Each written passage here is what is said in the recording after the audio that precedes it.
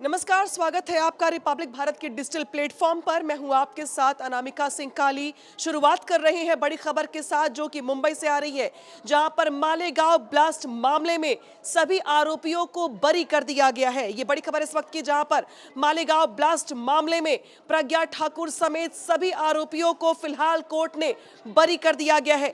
आज session court की ओर से इस पूरे मामले में फैसला सुनाया जाना था और दुनिया भर की अगर बात की जाए तो नजरें इस कोर्ट के फैसले पर लगी हुई थी। 2008 में ये ब्लास्ट हुआ था, मालेगांव ब्लास्ट, जिसमें 7 लोग मर गए थे जबकि 100 से ज्यादा लोग घायल हो गए थे।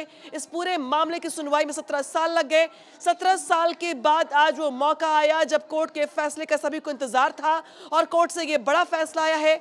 सेशन कोर्ट से ये बड़ा स्पेशल कोर्ट से ये बड़ा फैसला आया है जब सभी आरोपियों को बरी कर दिया गया है।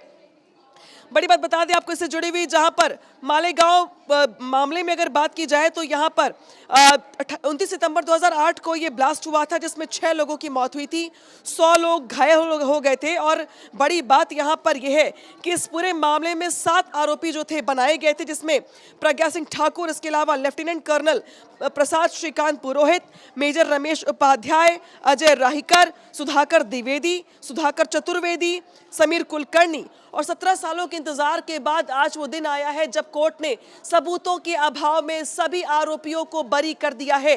कोर्ट ने ये माना है कि जो मौके पर बाइक बरामद किया गया था वो प्रज्ञा ठाकुर का ही था, इसके ठोस सबूत नहीं मिले हैं। और इसी की तरह से जिस तरीके से तमाम आरोपियों पर आरोप लगाए गए थे रेकी करने के या योजना बनाने के, इन तमाम आरोपों पर जिस तरीके से बयान दर्ज करवाए गए थे और कई बयान पलट भी गए थे। कई बयानों ने ये कहा था, कई गवाहों में ने ये साफ तौर पर आरोप लगाया था कि उन्हें मार पीट कर जबरन उनसे बयान लिए गए हैं। तो अब इस पूरे मामले में लंबे ट्रायल के बाद आज बड़ा फैसला आया है जब स्पेशल कोर्ट की ओर से प्रज्ञा ठाकुर समेत सभी आरोपियों को फिलहाल बरी कर दिया गया है। बता दें आपको कि इस पूरे मामले में एक हिंदूवादी संगठन के शामिल होने का भी शक था, हालांकि इसको लेकर अभी जानकारी सामने नहीं आई है। लेकिन बड़ी बात यहां पर यह कि धमाके के तुरंत बाद महाराष्ट्र एटीएस की ओर से पूरे मामले की जांच शुरू कर दी गई थी और इसी के साथ ठीक इस ब्लास्ट के अगले ही महीने में साध्वी प्रज्ञा समेत कर्नल पुरोहित समेत कई लोगों को गिरफ्तार कर लिया गया था। इसी के साथ 2009 में इस पूरे मामले की जांच एनआईए को सौंप दी गई थी। 2011 में एनआईए की तरफ से पहली चार्जशीट यहां पर दायर की गई थी।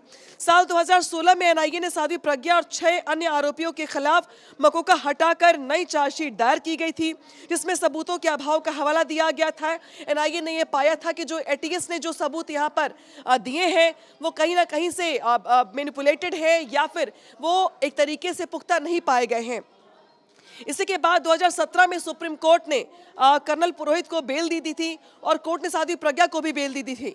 इसी के बाद 2019 में साध्वी प्रज्ञा जो 2019 में सांसद बन गई थी वो, लेकिन 2018 में मुंबई की विशेष अदालत ने इस मामले में चार्ज तय किए थे।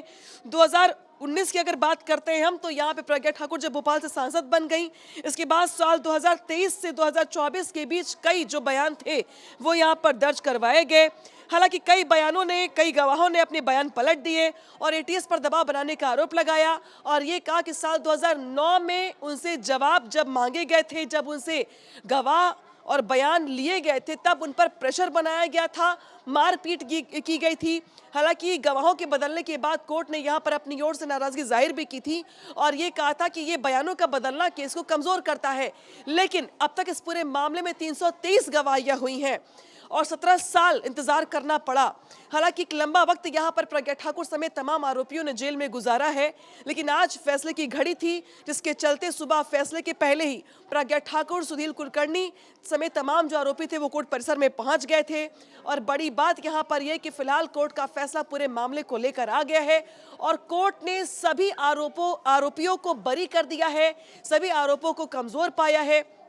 हालांकि ऐसा पहली बार था जब मालेगांव ब्लास्ट हुआ था, तब पहली बार हिंदू आतंकवाद शब्द की उत्पत्ति हुई थी। हालांकि बीजेपी की ओर से बार बार ये आरोप लगाए जाते रहे कि मालेगांव ब्लास्ट के बहाने एक तरीके से कांग्रेस ने तुष्टीकरण की राजनीति की है, जानबूझकर कुछ लोगों को फ्रेम किया गया। लेकिन प्रज्ञा ठाकुर समेत तमाम आरोपियों का बार बार ये कहना था कि उन्हें न्याय व्यवस्था पर पूरा भरोसा है, उन्हें कोर्ट से न्याय मिलेगा। तो 17 साल के बाद आज जब कोर्ट का फैसला आया तो प्रज्ञा ठाकुर समेत तमाम आरोपियों को फिलहाल बरी कर दिया गया है और ये आज की सबसे बड़ी खबर।